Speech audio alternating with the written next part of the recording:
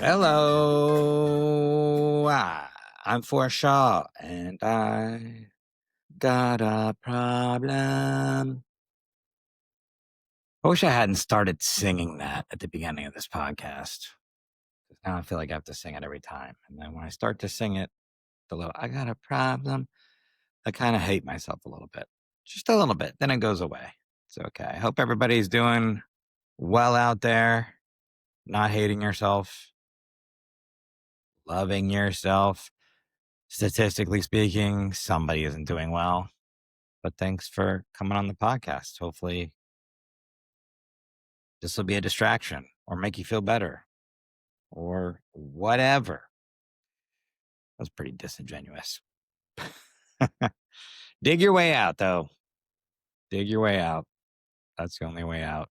Get out, do some exercise, move around, walk your dog, meet up with some friends. That's something that I always try to do. There's so many times when I have make an appointment. What do you call it? Like plans to just have dinner with a friend or lunch or just meet up or whatever. And then the day comes and I'm like, oof, I don't want to do this. But I always do it. I shouldn't say always. Sometimes things come up, but I don't just cancel to cancel. Because I always find that once you get out there and you get amongst other people, especially people you like, and do something, not only will you enjoy yourself, but for your mental health, it's good. So don't stay cooped up as I am cooped up inside doing this podcast. Thanks to anybody that's new, that's listening. Thanks for being here. If you haven't subscribed already, subscribe on whatever platform you enjoy listening or watching this on: YouTube, Spotify, Apple Podcasts, iHeartRadio, etc. Please leave a comment or a rating or both. Tell me what you like. Tell me what you don't like. I appreciate anyone that has been from you from the beginning, and I appreciate anyone that's jumped on now. What I'm doing, all the episodes are available auditorily. That's a word. On YouTube, I've been releasing some of the older episodes every Friday in conjunction with the newer ones each week. So we'll catch up probably in the next 10 or 11 weeks with everything. And yeah, if you want to donate to the podcast, you can. You don't have to. Go to my website, forshaw.net, and there's a podcast section. There's a little donate button there. Thank you to everybody that's donated so far. The money goes towards funding the podcast. Eventually we'll be in a studio. I'm not even have a background today. This is like this is like a wall they interrogate you in front of. Looks like it's a background. That's just a wall. Staying at my buddy's house on Long Beach for a week before I go on a big road trip to Florida. And speaking of that, forshaw.net, I got a bunch of shows in Florida. On the way there, I got them in Texas. I got them in LaGrange, Texas. Bastrop, Texas, which is just outside of Austin. I got a show in Austin at the Cap City Comedy Club. I'm doing a bunch of other shows around the Austin area. And then Plano, Texas. These are all in October. I should probably tell you the dates too, because that'd be professional, So October 17th is LaGrange, Texas, at a place called Max Dax. Place that serves daiquiris. They serve other things too, but I think they specialize in daiquiris in LaGrange, Texas. Who knew? But I've not been to this venue yet. My aunt lives right near there, and I'm excited to go there. And they've been working with me, and they're really cool people. So Max Dax in LaGrange, Texas, Bastrop Comedy Club in Bastrop, Texas. That is October 18th, and October 22nd, I'll be at Cap City Comedy Club in the Red Room, which is a smaller room. And then October 26th, Plano, Texas, on a Sunday, mic drop. A Sunday in Texas, competing with football. Come on, help me out, people. You don't have to watch the game. I don't even know what the game is, that night game. But, watch it on the phone under your table. Just come out and pretend you're watching. No, it's a big room. I would love if you know anybody in the Plano, Texas area outside of Dallas to come out on October 26th. And then I'll be in Florida, October 29th through November 2nd at McCurdy's in Sarasota. October 29th and November 2nd. That's right. November 6th to November 8th at the Comedy Inn in Miami. November 9th, I'll be doing a new show called The Ocean Hates You, which is a marine biology themed comedy show. I'll be at the Doghouse Theater in Delray Beach, Florida. I'll be doing that show a lot different places too. So if you're interested in marine biology and comedy, I'll be doing that November 12th through 13th, Fort Myers, Snappers. November 14th through 15th, Boca Raton Sadman Comedy Club. November 19th through the 22nd at the Comedy Key West Club. Comedy Key West is the name of it, in Key West. You guessed it.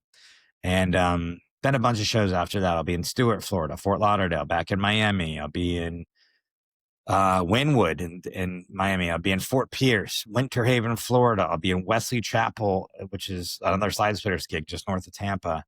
Ocala, Florida. I'm doing the Marion Theater, I believe. Gregory's Comedy Club in Cocoa Beach. And then on into January, where I'm going to be in Phoenix and San Diego and all Palm Springs and stuff. ForrestShaw.net. Most of those dates are on there now, if not all of them. Please come out and check me out. I've rambled on a long time here. I will say I haven't done the I've got another problem segment in a long time. You know what? We're doing it today.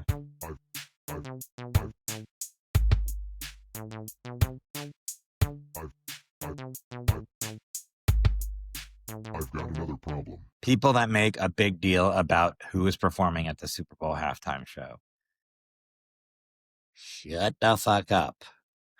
If you don't know by now, Bad Bunny has been tagged to do the Super Bowl halftime this year. And some people were very upset because his music is, I think, almost all the songs I've heard in Spanish. Who gives a shit what language the music's in? Like, I as long as it sounds good. I remember a couple years ago, maybe 3 years ago, Rihanna did it. And Rihanna is obviously hugely talented, very popular, but I've just never been that into Rihanna. Did I give a shit that she was doing the Super Bowl halftime show? I still watched it, and I was like, yeah, it was pretty good. Actually, it was pretty impressive. She was pregnant and floating around on platforms and stuff and singing and whatever else. It's just blows my mind that people make this. I mean, it doesn't blow my mind. We live in this world where people need, they need to put shit on the news or clips or whatever like that. But I like some Bad Bunny songs. There's one album that I sound like I don't know what the fuck I'm talking about. There's one on my phone, and I'm using my phone to record this, and I don't remember the name of it. Let's look it up. Bad Bunny albums. Bad Bunny albums. By the way, you know what you should check out if you're it's Debí Tirar Más Fotos. Debí Tirar Más Fotos. Came out in 2025. It's pretty cool. Some of it is older. Like a lot of other stuff is kind of reggaetonish, which I'm not super into. But that album is dope. The opening track on that album is fire, as the kids say. The Huevayo. Check that track out. But if you haven't ever seen his opening performance at the Grammys in 2023, it's fun. It's just a lot of energy, production. They had these women dancing around doing like salsa or something like that, I guess. And then they had those, when they have those giant heads on at like carnivals and festival, they're just walking around. It was dope. It was fun. That's what the Super Bowl halftime is supposed to be, fun. They had the Blues Brothers one year for the Super Bowl halftime. I mean, it was a long time ago, but I remember that. I don't remember people complaining, but we didn't have the internet like that then. But who gives a shit about that? 2019, Maroon 5. Do you want us to bring back Maroon 5? Is that what you want? Would you rather Maroon 5 than Bad Bunny? No offense. Well, I shouldn't say no offense. Offense to Maroon 5. I mean, Coldplay. I think I really like a lot of their music, but that's not what we need at a Super Bowl halftime show. A lot of ding, ding, ding, ding, ding, ding, ding, little downtrodden piano beats. Give me a little bit of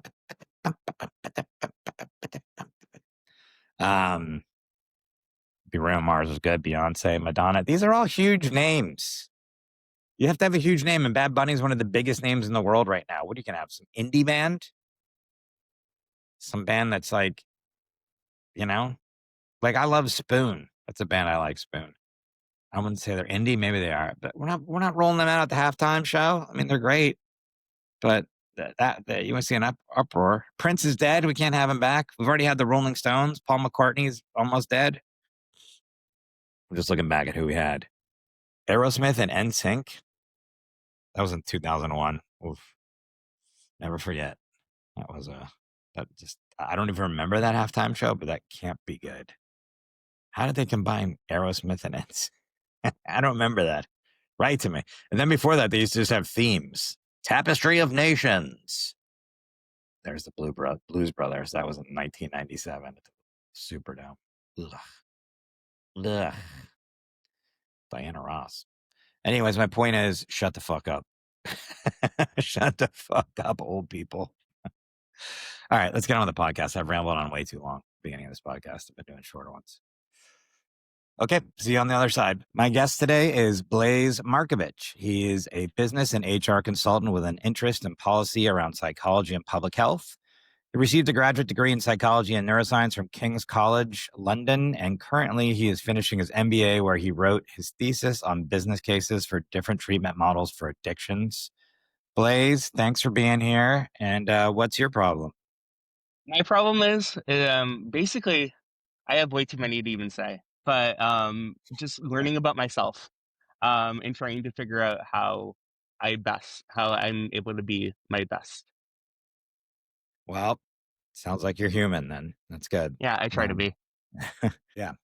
So when I started talking to you about doing this podcast, I started reading up on this stuff. I don't really know a lot about it, but I never really even occurred to me about public policy and addiction. I mean, it did occur to me. I think I've talked about it with guests, but it didn't even occur to me to talk about it with somebody that's studying it.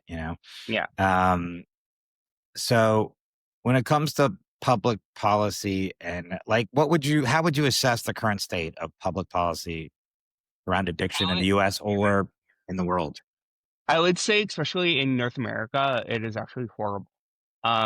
Because you have so many people who are addicts, or you have so many people who are undergoing mental health issues, and there's a lack of beds, there's a lack of infrastructure, there's too many politicians that think they know best, and that there are a ton of different things that are going on that are somewhat very detrimental. For example, policy shifts that happen all the time where somebody might be under a really good treatment regime, and then the government decides that really want to change their mind, as what happened a few years ago in British Columbia when it came to methadone users. The government of British Columbia changed uh, the way that methadone is being distributed. So everyone had to start taking another drug called methadose, which actually caused a ton of even further addiction issues, and actually caused a ton of deaths.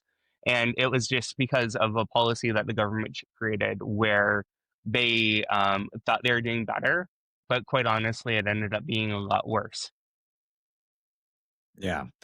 I I'm an addict, and so I'm just thinking about government public policy when it comes to addiction, and all I can ever think about is the war on drugs, like arresting people, putting people in prison. Like I don't even I'm sure there are programs, but I don't recall a lot of programs where we're looking at mental health aspects of it rather than criminal, you know? Yeah.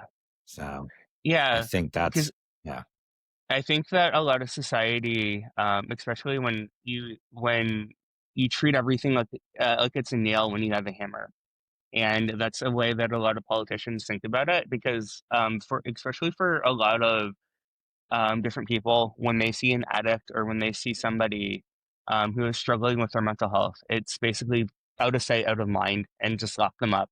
And how basically since the 80s, in the 1980s, there has been a reduction in a lot of beds and a lot of institutionalized people, which obviously for a lot of different reasons, that was not necessarily the best thing. It shifted to where instead of locking people or putting people into a treatment facility, it's just lock everybody up in jail. Yeah. I think that's what the public policy is.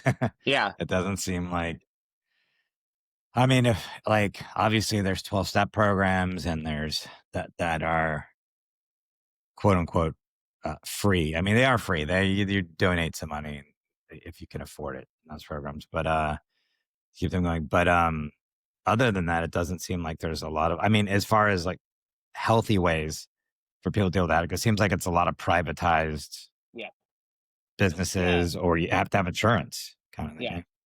Yeah, and like the one thing too, in some of the research that I did, and I don't know if this is a current figure because this is from a few years ago, so I know that there's been some reforms to the insurance industry in the US. Somebody who is quote unquote a garbage head of somebody who has a massive addiction issue, because that's actually a term I really like, even though it's technically not clinical. It could be worth over $650,000 a year to the rehab and treatment industry. Now, obviously, that's what they're billing the insurance company for, but even if they're fulfilling their end of the requirements, that might be a few $100,000 a year just in profit of after they cover their expenses. And for if you have multiply that by the number of beds in the facility, that is an incredibly good business when it comes to operating basically either a long-term care facility type facility or a hotel. Would you rather, or a treatment facility, and it's basically the same type of thing. What would you rather do? Would you rather be in the highest margin business, which is running a rehab?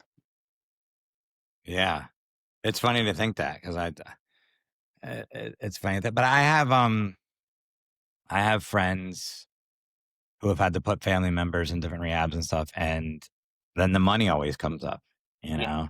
And generally, people that are addicts don't have money. Well, some might, but most of them have lost all their money with it, for through the addiction. So then it just becomes this more of the haves and haves nots of things. yeah, So, but yeah. ha- And for example, I have an aunt who is a retired nurse, and I was having a conversation with her a couple weeks ago about my findings and everything. And she used to be the one that at a hospital in the ER was the one that had to figure out if they could be discharged to a rehab facility, someone who's coming in, or if they'd be discharged to the street. And nine times out of ten, even if the person had insurance, they'd have to be discharged to the street because the insurance wouldn't cover um, their stay in a rehab facility. yeah, let me tell you, I've lived near a lot of hospitals, and the sidewalks around hospitals are some of the scariest places because there's just people roaming around literally in hospital gowns Yeah, sometimes, and just still with the bracelet on, and either they were discharged or they escaped and you would think like, oh, hospital people coming out of the hospital are all going to be in good shape, but it's like, nah, not yeah, exactly. There's yeah, a lot of mental health issues coming out of there besides people that can't get treated for injuries and stuff. It's yeah, kind of yeah. So yeah, I mean, you never know, and you never know, especially for a hospital that has not all of them have psych units. So especially, you never know with that. 1 second. Hey, Arnie, come here. Um, Garbage head, by the way. That I've never heard that term. Is that like a term that people use for drug addicts or? Yeah. So for me, it came from a podcast I listened to a while ago, and it's a term that I really like, where it talks about how where it's somebody who has tried to work all the programs, has tried to work everything, and they just can't get sober when it comes to different treatment, when it comes to different things. So I mean, that's something that I actually incorporated in my research in my thesis. Hmm, I like it. I'm going to start using it, Yeah. but not just to call my friends that I don't like. No, So, I no, mean, my it's friend is, obviously it's a non-clinical word term, but it's there's a lot of meaning to it. So I just said friends that I don't like. That doesn't even make sense. Friends that I wanted to just, okay. Anyways, moving on. Decriminalization of drugs, or legalization. I live in California. It seems like everything every state on the West Coast, I mean, a lot of states are legalizing marijuana, but it seems like they're even moving closer to mushrooms and other things like that. But drug decriminalization, legalization policies, has this been good, bad for addiction? Or I think it really depends because in some areas, such as it really depends on how they're doing it. Because for example, in British Columbia, in Canada, they had a policy during COVID where you're not going to be arrested for small amounts, regardless of what it is. and that seemed to have a lot of success. And then the government decided that they're going to get rid of that pilot project.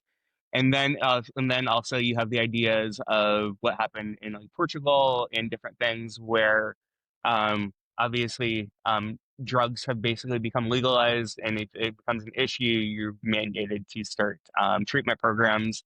But obviously, that is works. There's benefits to that. There's drawbacks because if you start having issues, then you end up having to follow court mandated, government mandated, basically treatment options, and those can always change. You also have the ideas of, in the U.S., especially because in North America and we're actually in Canada too, there's policies where you can still have the black market. The black market can still undercut everything. So in Northern California, for example, there's still a ton of illegal cannabis and illegal pot being grown. Just like, or actually around where I live, in Canada, there's still a ton of, even though pot is completely legal, there's still a ton of illegal cannabis being grown, and you never know looking at a farm if it's legal or if it's not. But the you don't know, and you also don't know who it's benefiting if it is Yeah. illegal. Portugal, all drugs are legal in Portugal. For the most part, yes. Huh. I Yeah, so it's for the most part there are, when it comes to, and then because I haven't really studied what's legal and what's not, but I have studied the benefits and drawbacks of the methadone programs and the court mandated and like police mandated issue stuff when it comes to treatment. Because even if you have, and if you develop a severe addiction, you are mandated, and you have some kind of interaction with law enforcement or medical professionals, you are mandated to start receiving treatment, and the treatment is actually incredibly burdensome that you have to go through.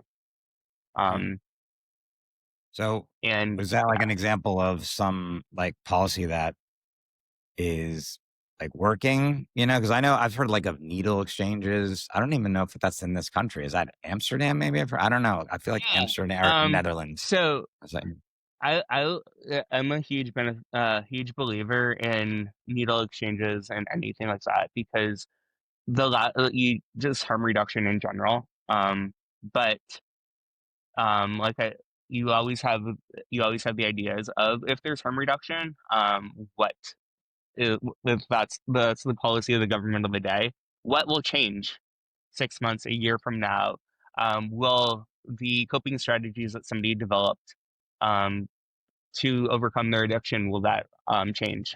Will that change when a different government comes in, or if something ends up happening, not necessarily to them, but something happens in the environment around them? So you never know. yeah, that's the thing about government. It's always changing like the policies. But yeah, I feel like public support for these programs, generally, the majority of people would be in favor of them. I'm sure there would still be people that would be like, why are we helping these people? They're criminals or XYZ. But, but I don't know. I don't know. That's in my head, at least, just from my day to day Yeah, walking around talking to people. yeah. I feel Um, like that, but then you always have the people who are like that's the lefty or political perspective, and then you have the people that are on the right who are incredibly vocal, who quite honestly will are the ones that will make the most noise when it comes to it because who is a politician going to listen to? The person that's yelling the loudest, who is supposedly right mind and sober, or the addict who has severe mental health issues? um it's just a matter of perspective, unfortunately. yeah, yeah, yeah. Addiction still carries that. And I try to get too political on this show. I mean, if you can look at my comedy and know where I stand politically, I Yeah, used to be, I was a scientist before, so that automatically makes you liberal somehow.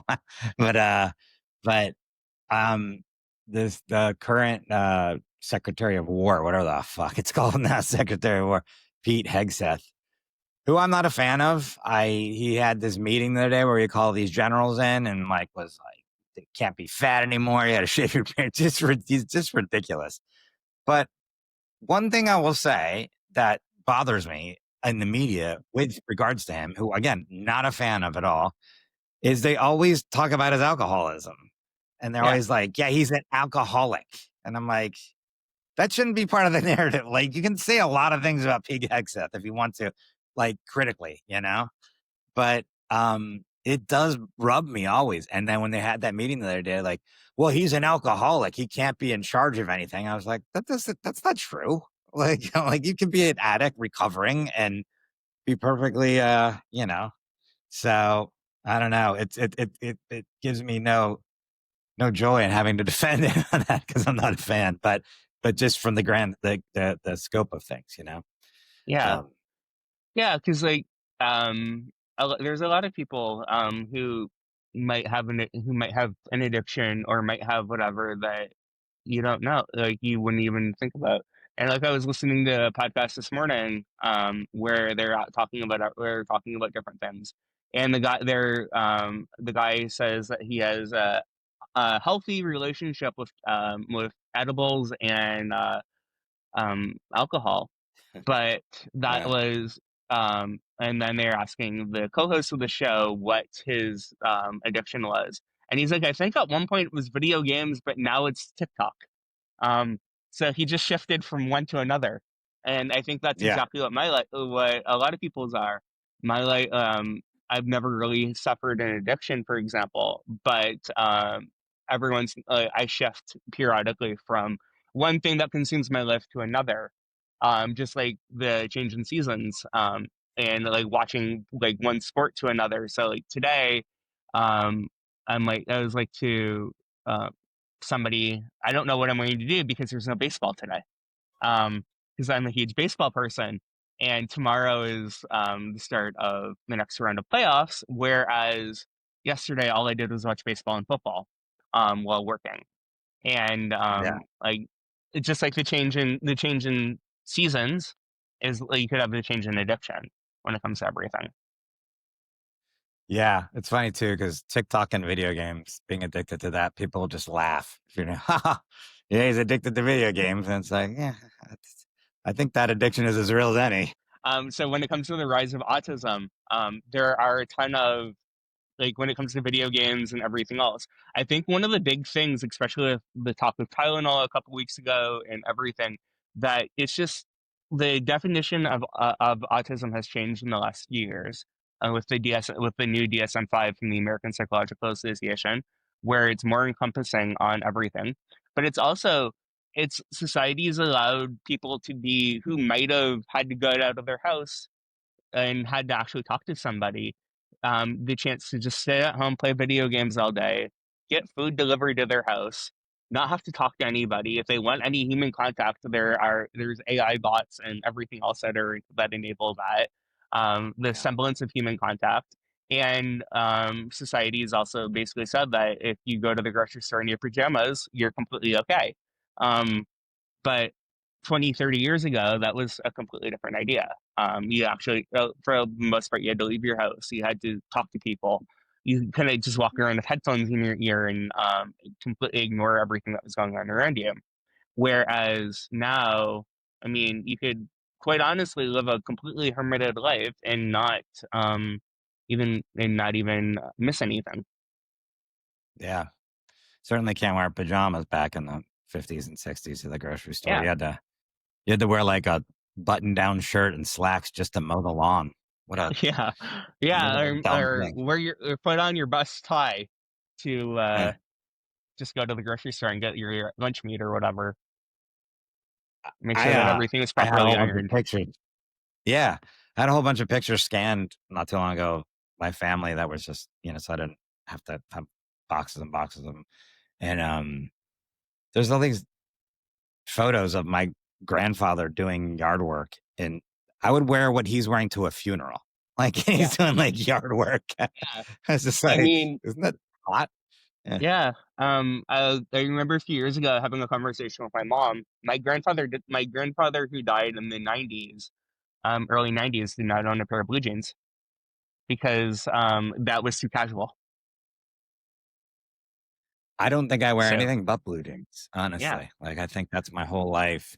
yeah, I always think about that too with do you think Prince, I don't want to get off topic too far, but Prince and David Bowie definitely didn't have any like blue jeans, right? They no, didn't just no, those yeah. They had to have a huge closet, those two guys, yeah, because they always had some sort of fashion. Just if a Prince would have walked out in some like Levi's, I'd been like, oh, are you okay, sir? yeah. Or All right. are you thinking that he's doing some like promotional things then? Maybe, yeah. Yeah. Um, okay, and one more question here about policy on this. So is there like what policy changes like would you like to see or advocate for to better support addicts? Not and are there any by the way gambling? I mean, I know maybe you're probably not studying that, but gambling I feel like we're left out in the cold among other things like Yeah, gamers or food or whatever yeah. sugar. All right. So when it comes to a lot of things, I would say try the one thing that I'd really advocate for instead of it being like a year pilot project or anything when it comes to mental health and addiction, maybe a 10-year cycle where it's a pilot project for 10 years and people know that policy or whatever is going to be in place for that period of time of let's say 10 years. The other thing too is I would really say future oriented. So like we're with gaming and everything else, I mean technology is changing so much. And with gambling, um I think one of the big reasons why it's moving online is because the human brain is changing. So like for the basically is something that is studied because after walking through a casino to go see a concert a couple of years ago, or actually it might have even been I think it was going to actually see your show when you're opening up for gym. Where and it was a theory that I came up with, and I just typed it out on my phone, like maybe it wasn't during your app for sure, but I think it was just while I was waiting. Basically, just saying where I'm like, this is something that I need to investigate because the brain of somebody who is under the age of 40 is not really adapted to sit down for long periods of time instead of a slot machine. I know for me personally, after a couple of minutes at a slot machine, I'm completely bored out of my mind, and I have headphones in, and I'm listening to whatever music. I'm not paying attention because I'm not paying attention to the lasers and everything that else, and all the game and whatever.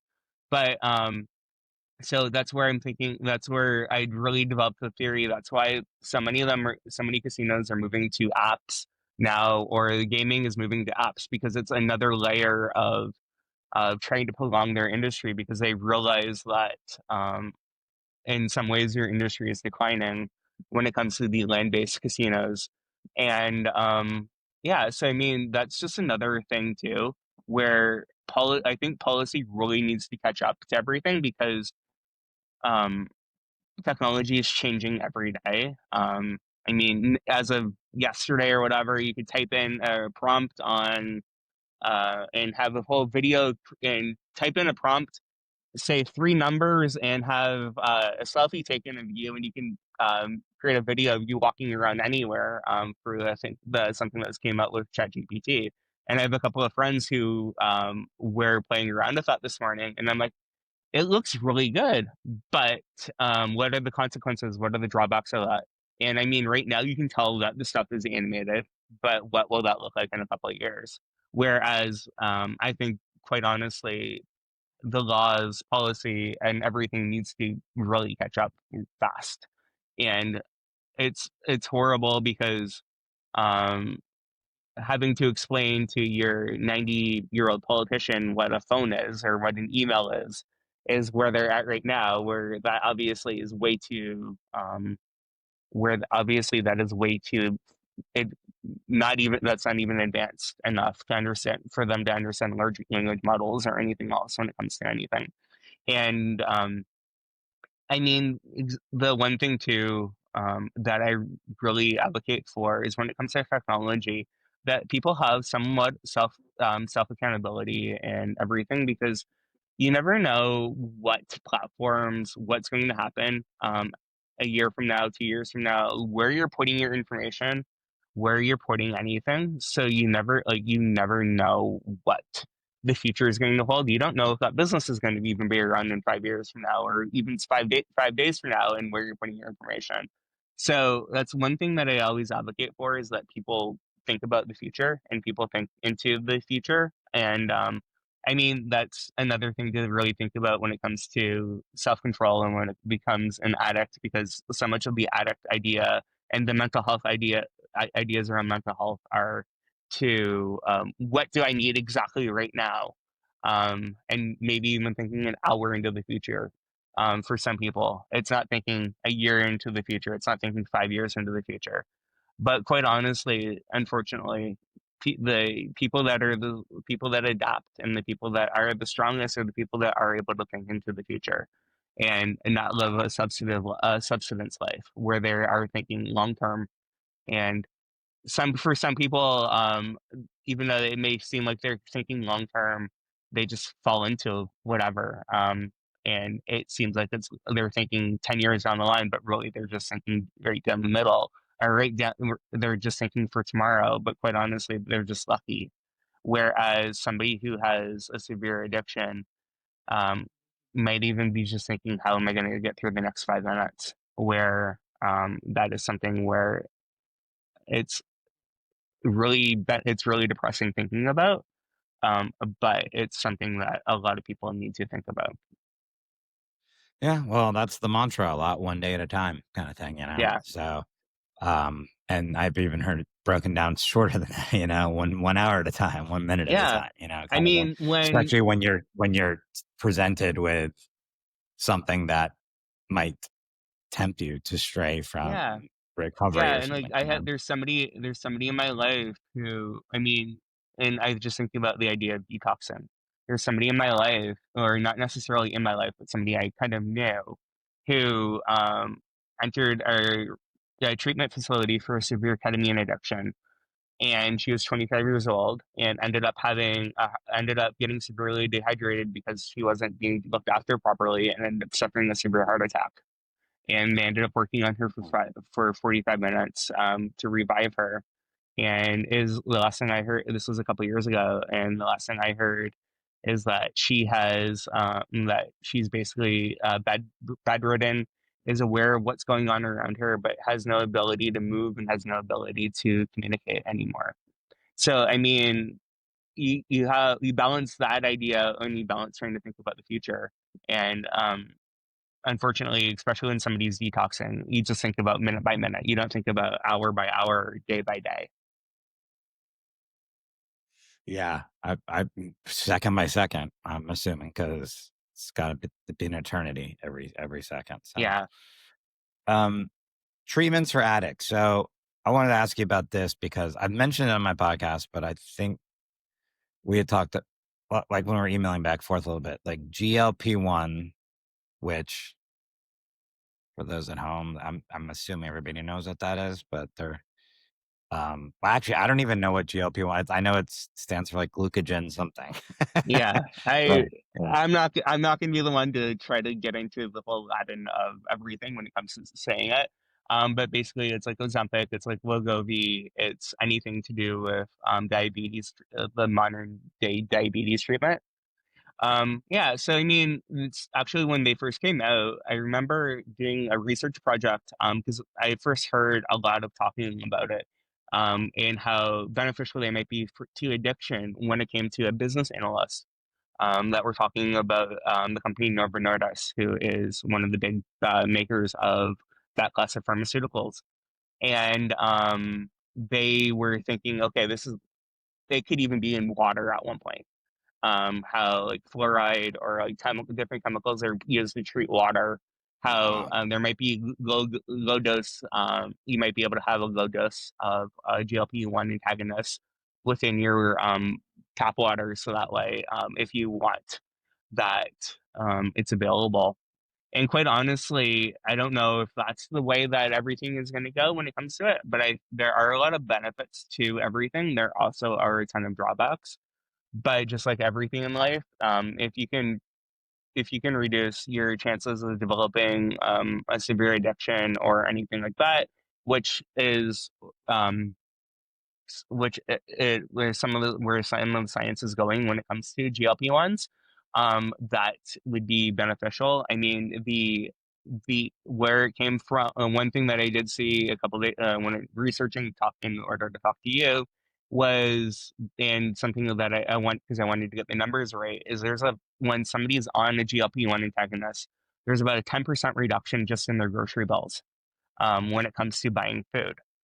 And for some people that might be just because they're eating less or they're eating different things. But quite honestly, it's because they're not comfort eating. They're not eating. They might just be eating the one scoop of ice cream and they're not eating the whole pint when they're sitting down, or it might be something like that where, and it's doing the same thing when it comes to it's changing the pleasure pathways in your brain, so that way it's making it so that way you don't have to be so reliant on it. So the one thing, and there is a reduction in when it comes to GLP-1s, when it comes to alcohol use and that type of thing, especially for people who have severe alcoholism, and it may not make them so that way they're not clinically an addict anymore. But if you go from having a case of beer a day to having 10 bottles of beer a day or whatever, or 10 beers a day, that's a severe reduction in the amount. And you might still be able to function your life. Whereas so I mean that's one thing that I would really look. That's one thing that the science is completely changing on. Um, You know what? when it With the comes to it. grocery store too. Sorry to cut you off, but the grocery store. You know what I think it probably is. I mean, I'm just guessing. Is whenever I go grocery shopping really hungry, I buy a lot more food. So I Yeah, bet with yeah, if you're on a GLP-1 medication, then maybe that's part of it. You're just like, this is just, I'm just going to get a salad and yeah, some protein, right? But yeah, with, I, this is why people have, I didn't mean to cut you off, but people have, because I've lost a lot of weight recently. And, if you want to see the weight I've lost, go to the YouTube page for I've Got a Problem and just look at the oldest episodes now in the yeah, thumbnail, that alone. Um, yeah, I have more to lose, but people have told me, oh, you should, even now, still, even though I've been losing weight, you should get on it because it'll help with gambling and stuff too. So yeah. I don't know. Yeah, it's Yeah, interesting. I think the science is really preliminary on the non-food and like alcohol aspects of GLP-1 and like GLP-1 antagonists. But I mean, I think when it comes to everything, and the one thing that I'd always say is everything's not a blanket. So if it reduces one person's need for or addiction, it might not work for somebody else, but the benefits probably outweigh the risk for a lot of people. And it's just about trying what works best. So, and like Yeah. another area, and it was something that you and I had talked about too, is deep brain stimulation. So that is an area like that is obvious when you start talking about implanting chips into microchips into your brain or that type of thing. That is obviously on a way bigger scale than injecting a pharmaceutical into yourself. But that is also something that a lot of people, when it comes to severe addiction or something like that, where that might actually work too. And there are Wait, a so bunch of different paths. you plant a chip in the brain? Yeah. And yeah, so the science is really developed from people who have Parkinson's.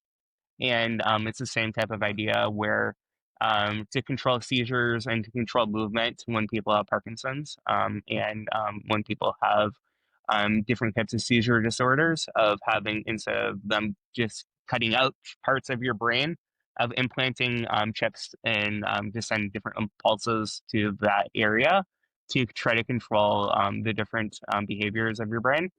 And the science is basically it's really close to where you might be able to have like a outpatient surgery where they implant different chips, where they like into your skull to control addiction.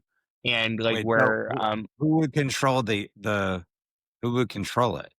so basically it works by it measures the different pathways, the different signals in your brain of the different pathways, and it tries to balance everything out.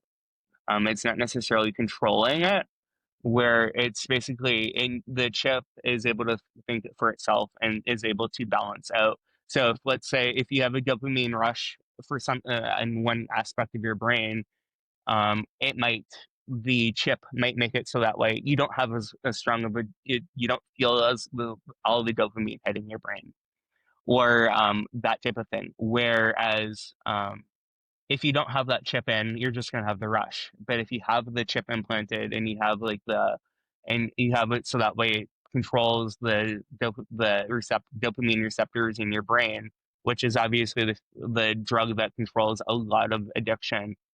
Um, the drug that controls a lot of addiction in your brain, you're going to have it's you're not going to feel the effects of your addiction as much.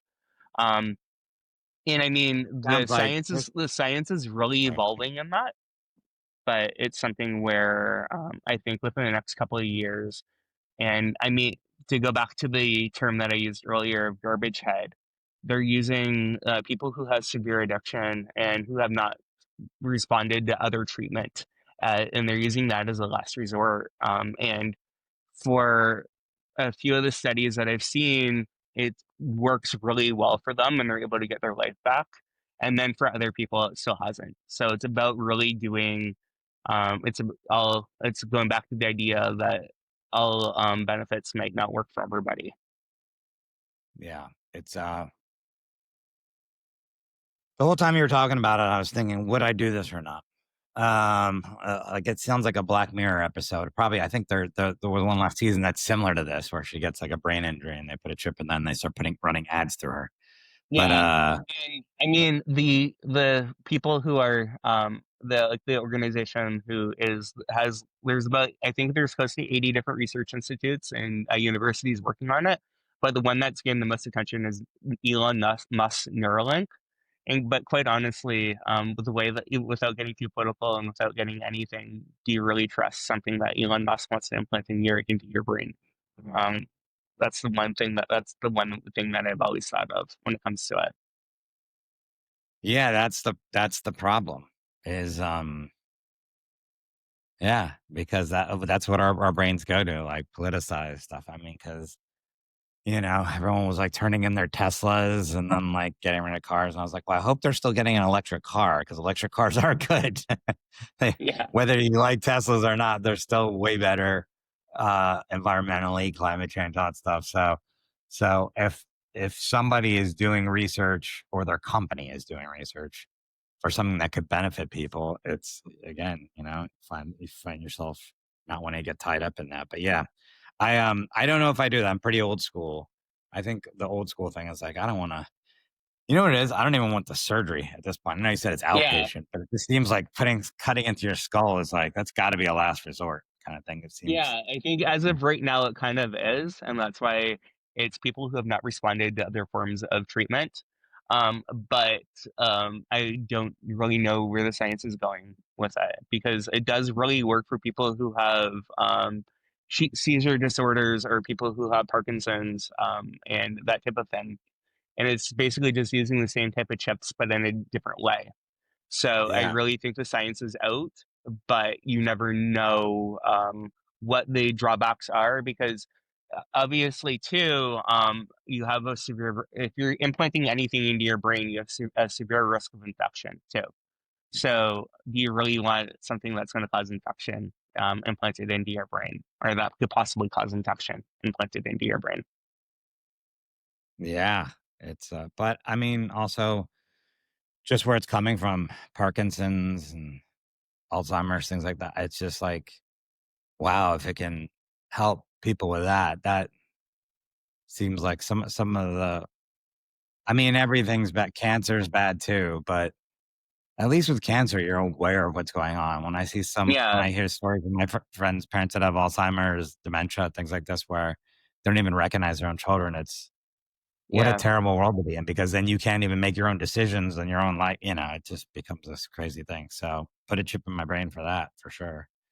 Yeah. Um, yeah, Yeah, and I think that some of the sciences, I mean, I can really see a day that in 20, 30, 40 years from now, the same type of technology is going to be able to be used to not necessarily reduce the amount of plaque and the amount of buildup in people's brains, but I can really see a day where that technology is being used to rewire somebody's brain away from and rewire the circuitry, so that way it's away from the that way it moves everything away from the areas that are suffering and the areas that have loss.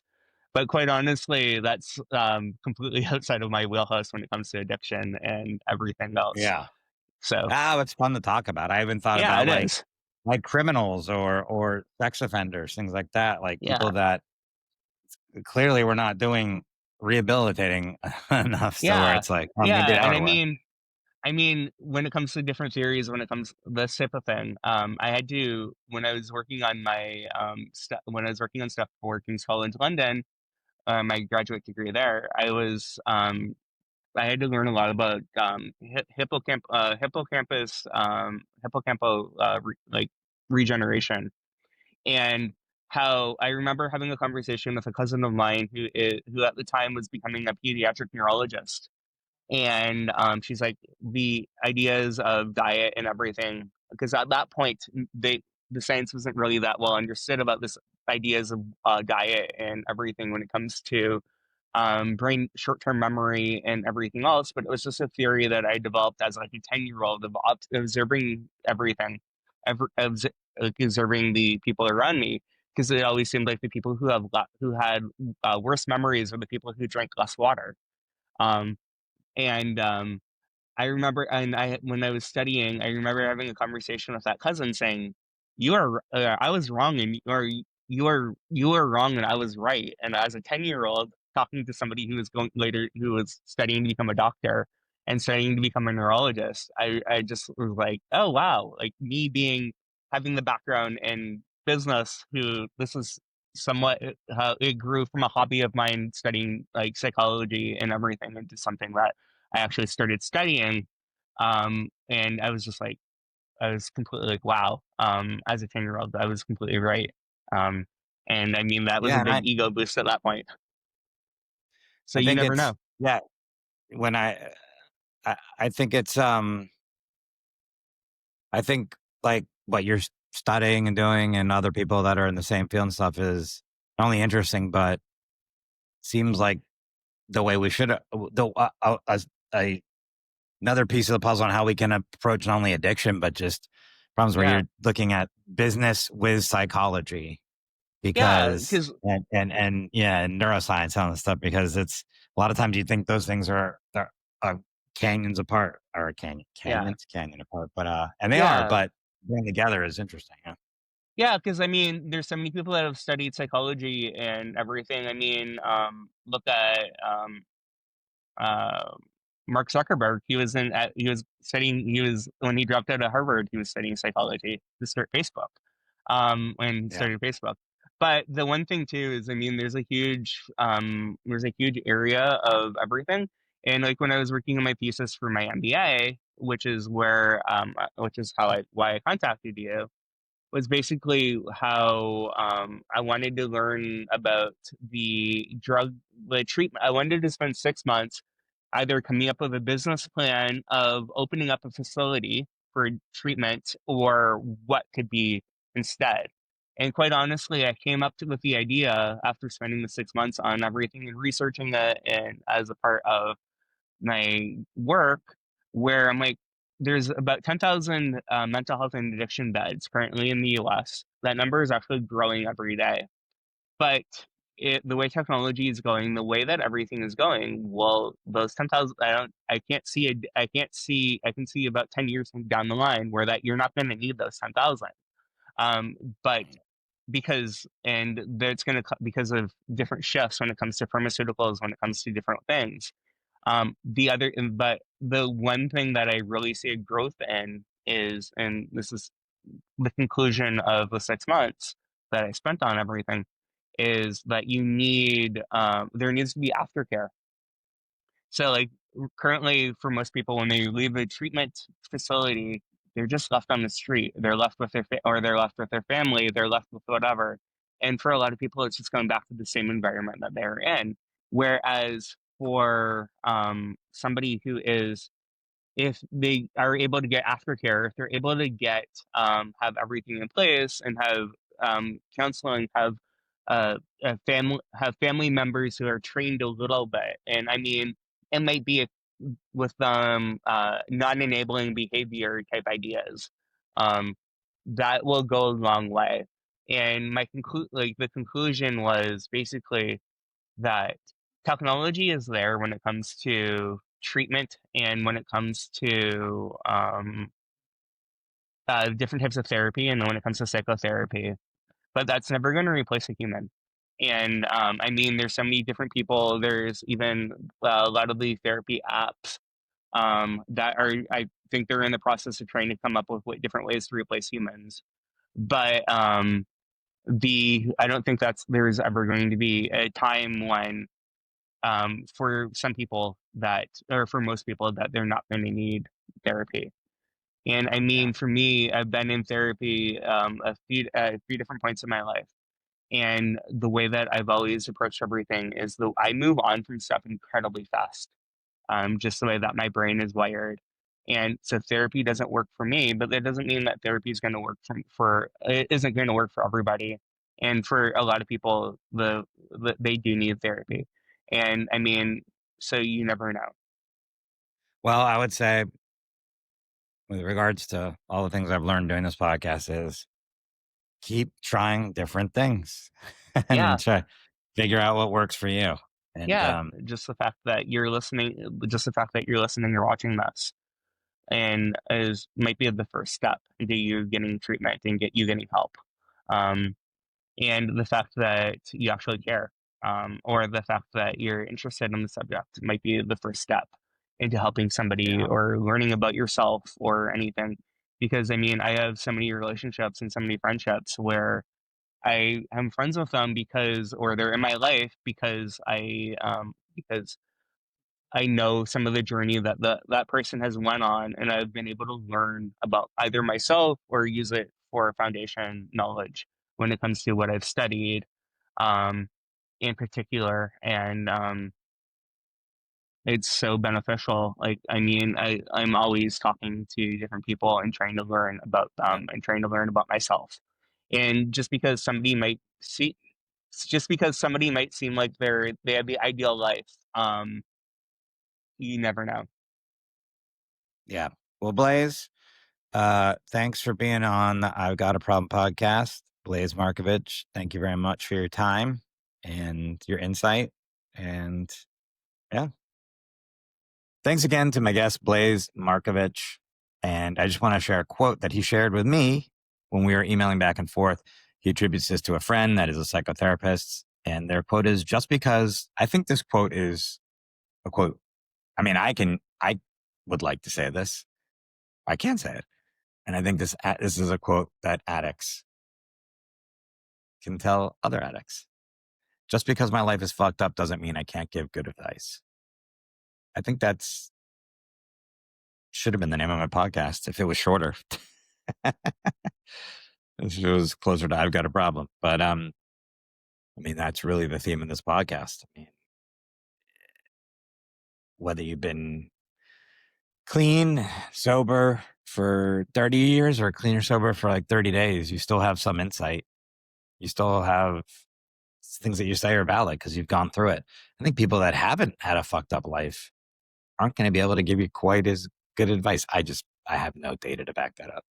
I'm just saying that because I'm an addict. Look, if you aren't an addict and you lived a perfect life, you can't talk. Yeah. Anyways, just because my life is fucked up doesn't mean I can't get good advice. I like that. Thanks again, Blaise. And as I always end every podcast, if you are feeling like you might harm yourself or you are in a bad state, crisis, call the Suicide and Crisis Hotlines in the US, dial 988, Canada 988. Get 'em. not expecting that anyone's stayed on to the end of this to find these numbers. I just like to remind everybody that there's help out there. If you're in another country, there's a Wikipedia page called the List of Suicide Crisis Lines that has all the crisis and helplines by country. If you've listened to the podcast by now, you know how much I hate the other countries' crisis lines. US, Canada, 3 digits, 988, crushing it. United Kingdom, what the hell is this? 0800-689-5652. Get fucked.